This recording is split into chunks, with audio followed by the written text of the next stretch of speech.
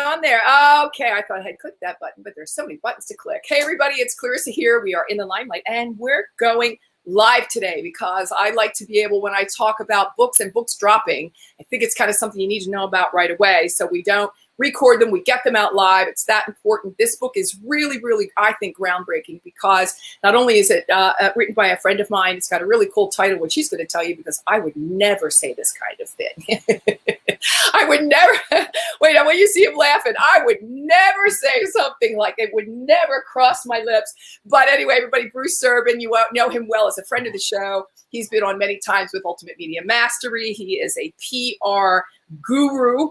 He's been in the industry of PR. He's written books and he's helped everybody else promote their businesses, products, and services all over the United States. Am I right when I say that, Bruce?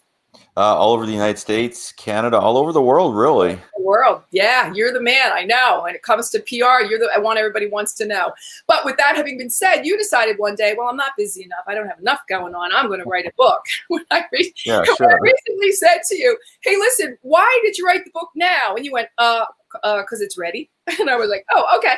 Interesting. That's a great take on that. So listen, you wrote a book. I'm gonna. Let me bring up my notes here because it's really, really cool. It's called say it. You tell it. Well, it's right here. Actually, it's called "Pull the Stick Out of Your ASS." Ampersand $$. Subtitle: Real Life Strategies to Help You Face Your Fears, Stop Your Worrying, and Live Your Best Life. Yeah, and I love that. I think that's a really great title. Tell us why. Well, it really was just years in the making. Like you said, it wasn't just an overnight decision, between, life and work and everything else. This was almost a 3-year project. And really, I just decided to do it because it's specifically, it talks about a lot of great things and it's a lot of general life advice, but it really hits for people who suffer with anxiety. And that was something that I had gone through pretty badly for a good portion of my life. And, for so many years, I was real quiet about it. I didn't want anybody to know. It was one of my big secrets that I kept. And, finally I realized, a couple years back, I'm like, I'm not doing myself or anybody else any good by kind of staying quiet and not talking about it. Because I remember back when I was suffering, I felt so alone. I felt like there wasn't any hope. And just to find a few people, who were in the same boat, it just made such a world of difference. So I said, it's time to stop hiding behind that curtain. And it's time to come out and speak about this. And, even if I can just help a couple of people in the process by writing this book, then, hey, it's totally worth it just for that alone. Yeah. And whereas I know, the book is written for both, men and women and of different ages.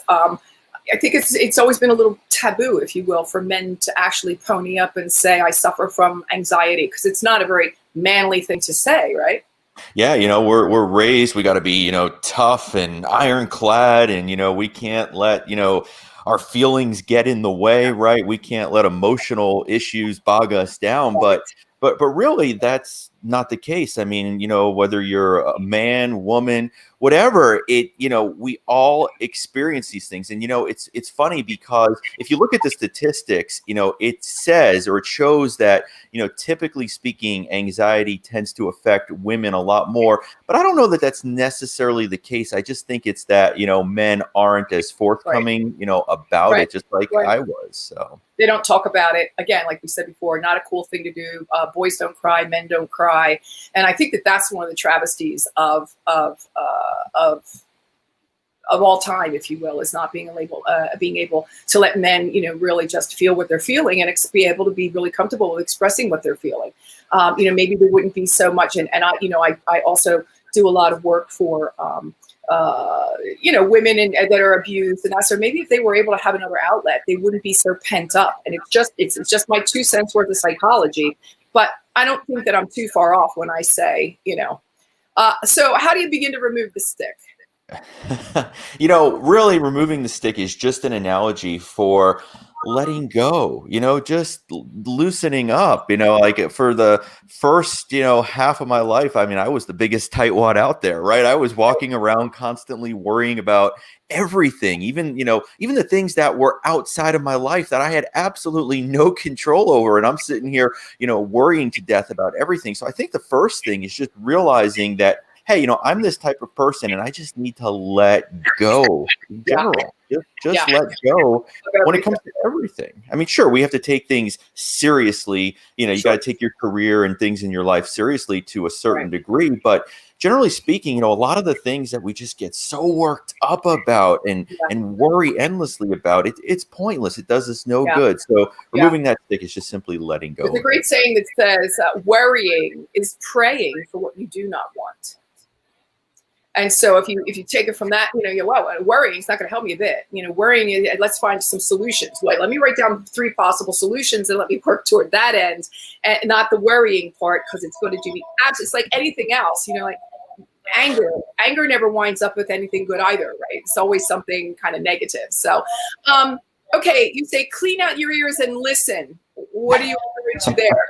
I guess this is one I'm not sure my wife would agree with me, because she says, well, you're not listening to me, right? But yeah, generally speaking, and this is one of those things, it's really not necessarily an anxiety thing, but we just need to, in general, I think, be better listeners. We can all do a better job of listening, and one of the biggest examples I give you, and I've gotten better with this, but you ever meet somebody for the first time, you introduce yourself, and then like 1 minute later you can't even remember their name. And I was like the worst example of this. So I'm always trying to listen, and not just with the intent of replying, but really wholeheartedly listening to what somebody is saying. What do they really mean at the core of the message? Right.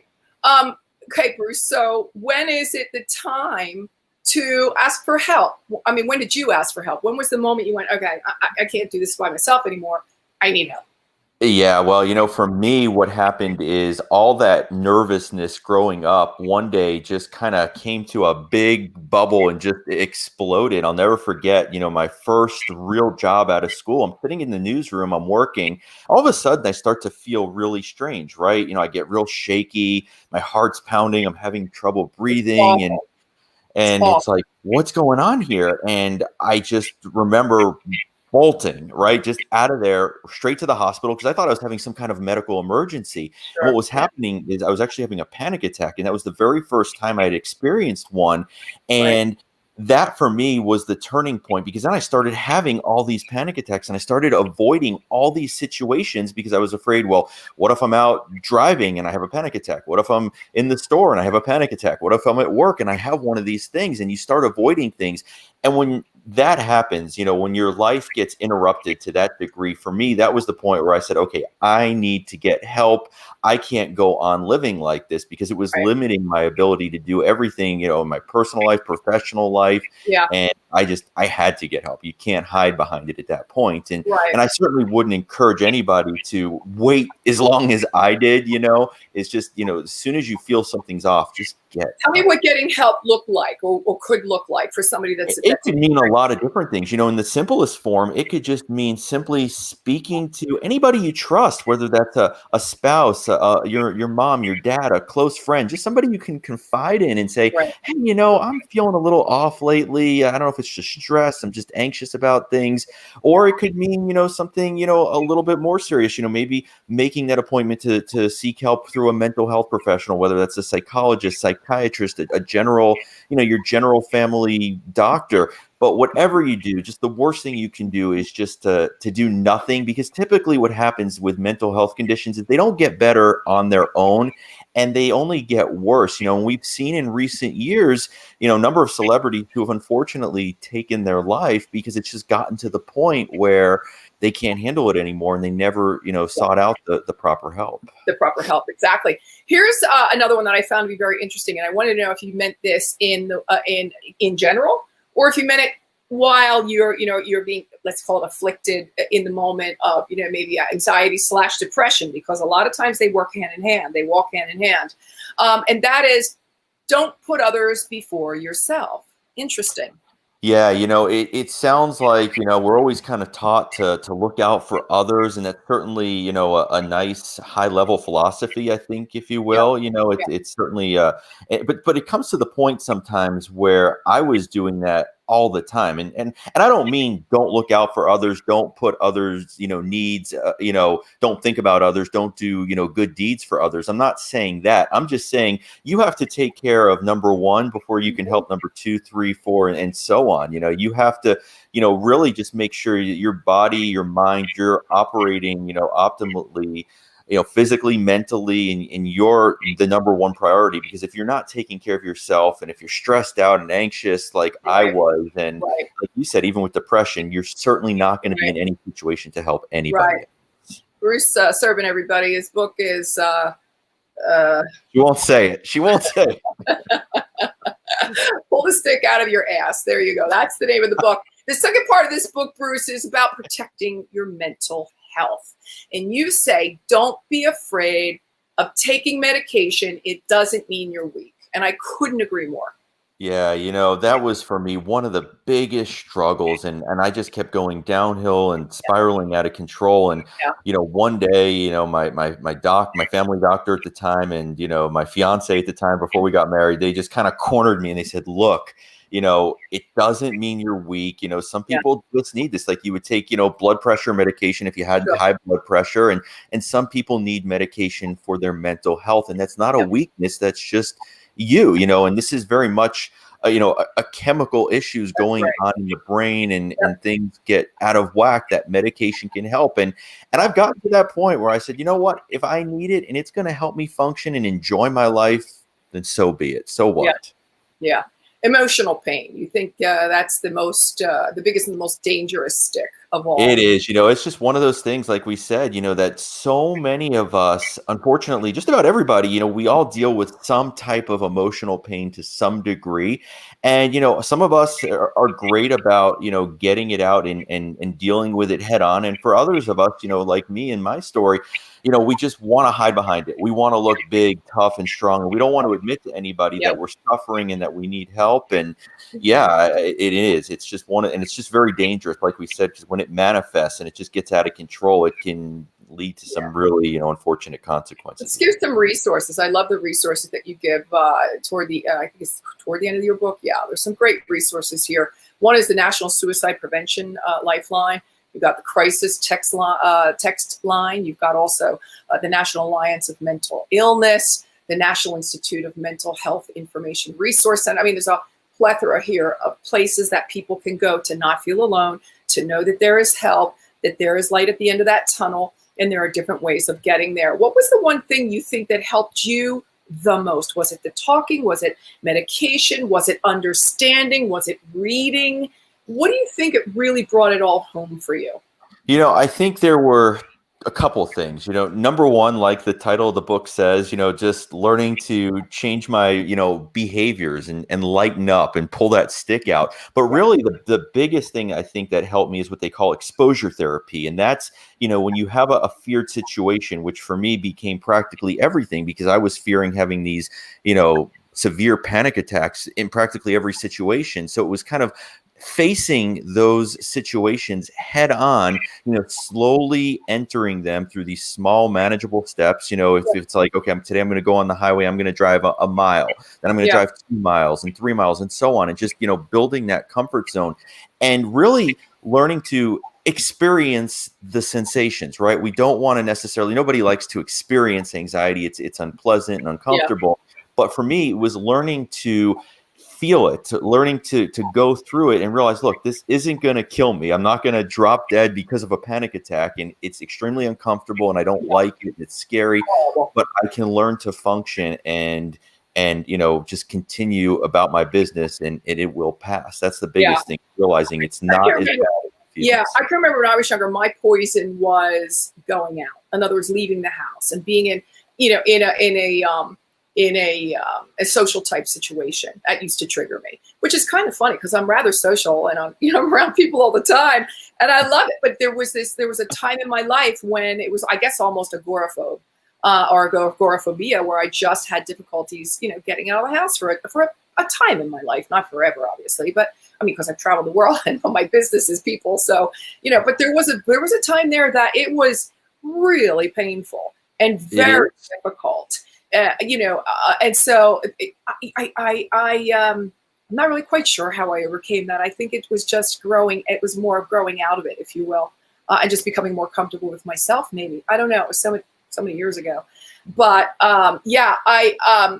did you have any one particular trigger like I did, or was it a plethora of things, many things? For me, it was a lot of different things, the funniest thing too. And I realized in time that I heard other people going through this too. It's like, I was so bad off that I could simply just be sitting on my couch watching TV, and all of a sudden, out of nowhere, here come these scary feelings. And it's like, what the heck is going on? So for me, it was a lot of things, and sometimes just out of the blue. And much like you, people would say the same thing to me. They were kind of shocked. They're like, well, wait a minute, you work in the media, you speak on stages. How could you have anxiety afflict you? Sure. And, we can hide it well. We can mask it well. And, we can do a good job. So. I wasn't born an actress for nothing.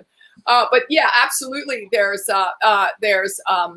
There's help, and I think that's the most important thing. The book really wants to, pull the problem, bring it into light, say it's okay, light at the end of the tunnel, all kinds of help. Know that you're not alone. I think that when it happened to me, Bruce, I thought it was just happening to me. I didn't think this. I thought, and I didn't know anything that had happened to other people. And that if I had spoken to other people, they go, oh, that happened to me too.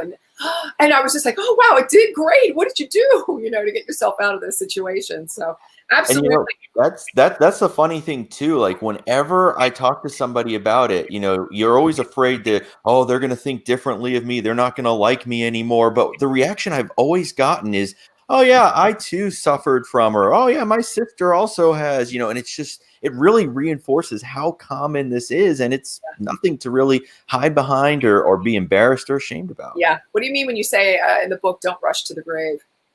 Yeah, that was a big one for me. As a kid, we're always trying to just rush through childhood, or at least I was. I wanted to be an adult. I wanted to drive. I wanted to drink. Well, not together, of course, but we wanted to do all these grown-up things. And now that I'm a grown-up, it's like, I want to be a kid again, right? I want to be having fun and hanging out with my friends and eat whatever I want to eat without it, going to all different parts of my body and blowing me up. Oh, that's funny.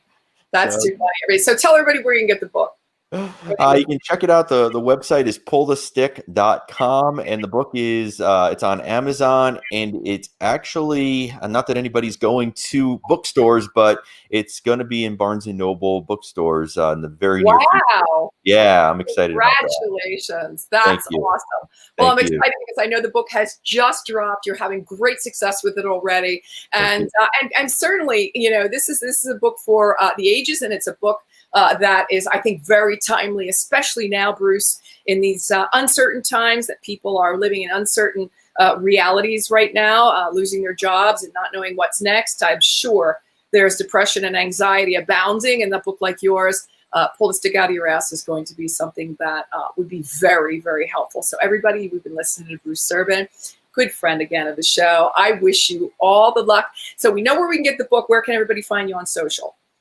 On Facebook, on LinkedIn, Twitter, just type in my name. It comes up. It's not many other Bruce Serbins out there. Not a pretty common name. How many Bruce Serbins do we know? The one, the only, the man and the legend. Bruce, thanks again so much for your time. We'll be talking to you again real soon. Thank you, Clarissa. Okay, you're welcome. Be well.